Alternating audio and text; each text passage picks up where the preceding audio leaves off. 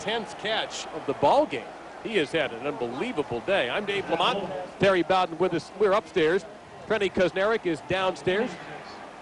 And West Virginia, one more time here on this touchdown as part of our game summary. What you'll see is a screen here. It comes right out here, just like a running play. A great block on the play by Travis Garrett out of Gilbert High School, a West Virginian on the squad with a great kick-out block on the screen. Brown's got plenty of time. There's that throw down the middle, and there's a great catch into West Virginia territory. And that is Lorello on the stop, and looks like Tinch again. It is. That's his 11th catch, and he's over 100 yards. Well, he's their most experienced receiver as far as a guy they know they can go to. You'll see the protection. First of all, great protection. And you'll see Tinch coming right into the picture right there. And, of course, if he's going to be near the ball, it's going to be Michael Lorello tackling the person that's got the ball. Gain of 6 there, 2nd down and 4. West Virginia rose up, got their first points of the ball game on their opening drive. Now Michael Bush in the Cardinal offense. And, he's had 2 rushes and really hasn't gotten anything for it. McLee and Henry in there for the Mountaineers. So here comes another big third down. Another big third down play again. Watch the defensive surge right here. The penetration now. They've got the ball. The offensive line of scrimmage right now has been moved backwards. Michael Bush finds no holes to work through for the first down. Heavy substitution for the Mountaineers on 3rd down and 4 on the defensive side. But Brom has been so calm, they've hit 75% of their third downs, including 1 for 1 in this possession.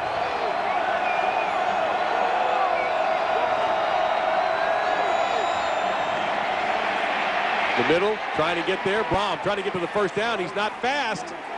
It's close. It is very close. D. McCann came up from his cornerback position at right around the 45-yard line. They had to get to the 44. And it looks like they will take time out for a measurement. Brian Brom knows where his first down is. He's coming here now. Again, no falling on the ground, no running out of bounds. He knows exactly where the sticks are, lowers his shoulder, even if he doesn't make it. Even if he doesn't, they now have the decision they may want, hey, do we go for it or do we kick him deep? And I think because he stuck it up there, they had a chance. It looked like it's going to be close.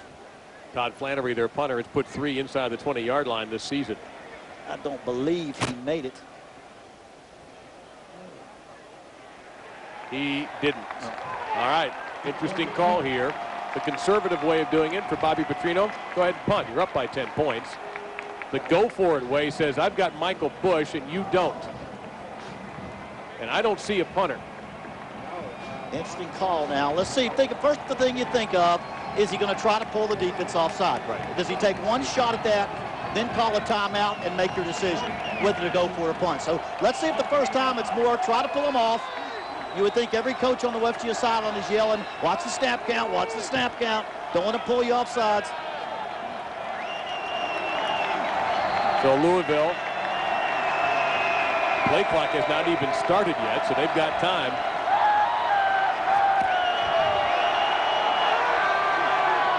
A big number 19 in the backfield. Michael Bush sitting right there too. They fake. Brom, that's the first down. Very calmly and still fighting all the way for the extra yard is Scott Kuhn, a third-string tight end at 6'5" and 255 pounds, the sophomore. And it got quiet here, didn't it? Yeah, because they took everything. They faked the dive. They faked the dive, and they had a deep ball there. Here's the play. Here's our Dodge defensive playbook here.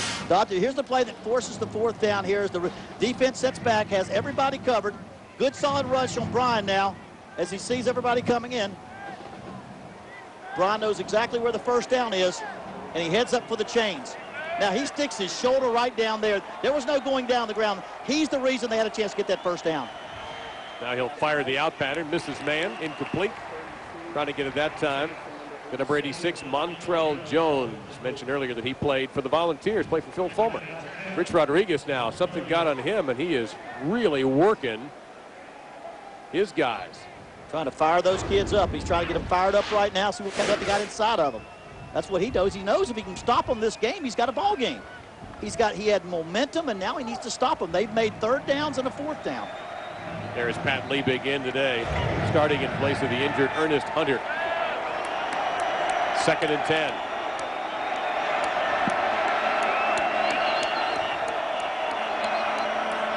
again, play action, and hold on, we've got whistles, we've got trainer running on the field, we've got all sorts of action.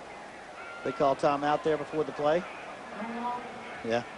They did. It's their first time out of the half. So with 7:53 to go in the third quarter, West Virginia has livened things up here in Morgantown with a touchdown. Now, can their defense stop one of the most explosive offenses in the country?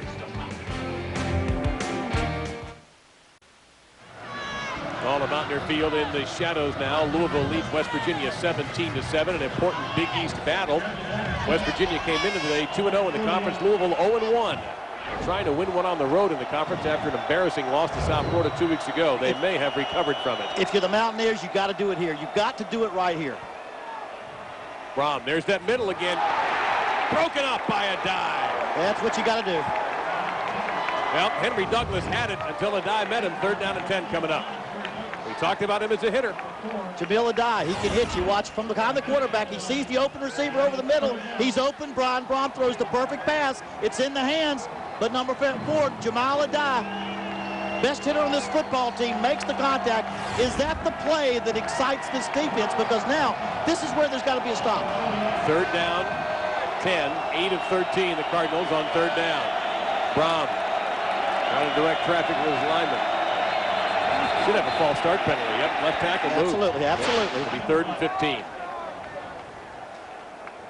And again, a false start.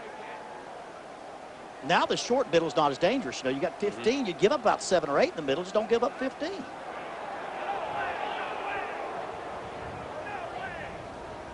case you're wondering, Arthur Carmody's longest kick of the season, 42 yards. Prior to the snap, neutral zone infraction.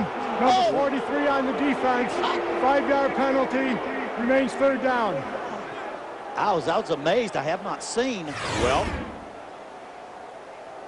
there he is. Right there, 43. Excuse me, there, right there, 43. There he is coming across. Yep, excellent play by the center. What you have, the center noticed that the defender had stepped into the neutral zone and he snapped it, and all we could see was the procedure by the offensive lineman. Great call by the officials. 3rd down and 5. That's Eric Wood, a redshirt freshman center with a heads-up play, making it maybe a little bit easier for the Cardinals. They'll go to Bush. And he will try to dive for the chain, and this is going to be another, I think, 4th down and very short. Another interesting decision. Now, I think you got to go for it here. Why not? Oh, I mean, you got Michael Bush. I mean, you got that size of that guy. I don't think there's any question right here. You got a chance to put the nail in the coffin. There you see the signals from Petrino, but those may be dummies.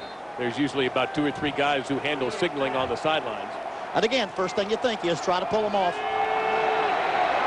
See if they try to pull him off. Last time they went to the air on 4th and 1. This time the conventional method. Bush. That looks like he made it. He got all the way to the 27. 1st down Louisville. Let's go to New York and join John Saunders. For the singular All-America Player of the Week update, it's got to be Cody Hodges. I mean, how do you beat 643 yards passing and 5 touchdowns?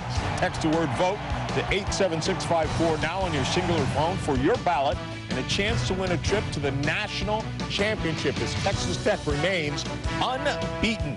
Back to you. I want my headsets checked because I thought I heard him say 643 yards. Cody Hodges, hey, just go play for Mike Leach. You want to throw for 1,000,000 yards? Go play for Mike Leach at Texas Tech. He's in a whole different world when it comes to passing the football in college. Although this team here in the white not doing too badly. Brom, they really got in on him that time. Lorello had some help. Like Eric Wicks was the other blitzer. You take a good look at Wicks right there. He's come in several times. You complain that the pressure wasn't getting there fast enough. This time it did. But this is when a guy knows how to be a quarterback. He knows how to play quarterback. There's nothing there. Get back up and just throw it away. Don't take a sack. He naturally knows how to be a quarterback. He's a true sophomore. He's only been in college 2 years. He played a little bit last year behind Stephon LaFleur, and now he's the starter as a true sophomore, making very, very mature decisions. 2nd and 10. Wanted the deep shot and said he'll just take the 1st down. And that is Urrutia. Gets it down to inside the 15 to the 12-yard line. Adai, one of the tacklers for the Mountaineers, and also like McLee is the guy at the bottom of the pile. But again, the chains are moving. Again, watch the receiver up here now. That's who we're keeping our eye on. He runs inside curl. Look at the depth of these safeties. That is so important. They're playing too deep. I mean, I know you don't got to go deep, but you don't have to give that kind of leverage on a tip for a 15-yard curl with nobody pressuring over top. That's just that Louisville reputation for the big play preceding them. Well, they worked all week on that game plan, and now get out of the game plan, go to phase 2. 17-7, get out of the game plan, go to phase 2, get in their face a little bit more. Gets the snap off just in time. Bush has the fullback leading him here. I tell you what, run out of bounds that time by D. McCann. Otherwise, that's a touchdown. It was that time good lead opportunity for Devontae Taylor. You know, I have not seen an offense that looks like an NFL team more than this. You know, look at the fullback right here as he lead blocks. And again, it's a great hole. As Michael Bush, there's the kick out block. There's the fullback leading the way. Just kind of brushes. Didn't miss him much, but that is there leading the play, Michael Bush. But the point you make, it's an NFL offense. It's a power running attack with a sophisticated passing attack, straight drop back. Tom Coughlin, Jaguars, that's where Bobby Petrino was. 2nd down and 2. LeFew, 78, had a big block on that last play, too. Bush finds his hole, finds the end zone. He's done it again. His 2nd touchdown of the game for Michael Bush. Big block by Jason Spitz that time, Coach. 4 yards for the score. Yeah, West Virginia came out of the halftime, answered the bell, scored a touchdown. Louisville says, you know what, if we're going to be a champion, a contender again, we got to answer them back. They answered them back with that drive right there. There it is. You see the power. There's a goal line. They never get to the ball carrier. Hardly gets hit before he's across the goal line. That's a win in the trenches by Louisville. BAT is good, and the crowd that was so fired up about 10 minutes ago has retreated into the silent shadows here in Morgantown. Now, can West Virginia recover? They just got punched in the mouth by number 19, Louisville.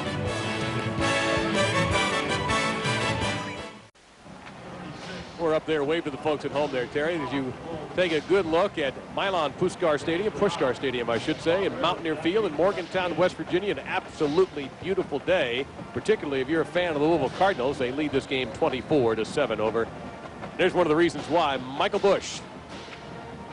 He needs to sit down and rest. He's run for a West Virginia country mile so far in this game and had some leg cramps as he came out. But, I mean, he's the reason everything else is working. I mean, Brian Brom's done great. So is Joshua. There's the kick. Tinch, I'm sorry, Joshua no, Tinch. That's all right. Renaud there takes about a step into the end zone, trying to find a hole.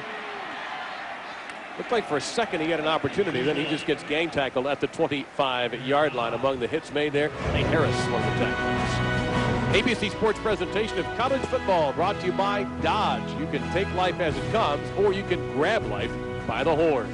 By Citi, credit card and financial tools to help you live richly.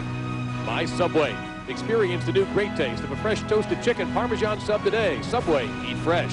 And by Miller, there's good enough, and then there's better than it has to be. Miller, good call. Looks like Bednarik remains in as a quarterback. Pat White got a couple of series, but Bednarik did lead West Virginia to their first score on the opening drive of the third quarter.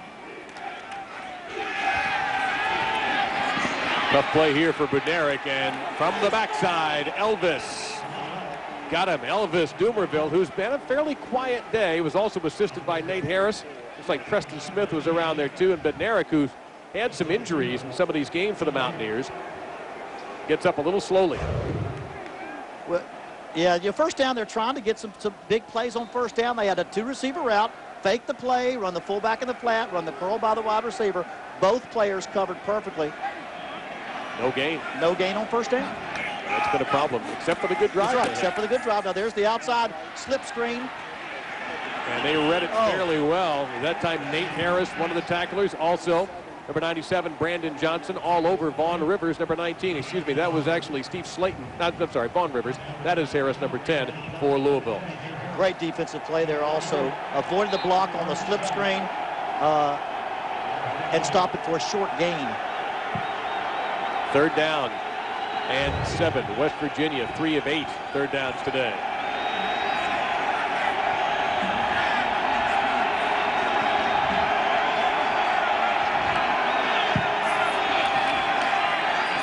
Time running out. There's Elvis. That's 16 or maybe 15 and a half.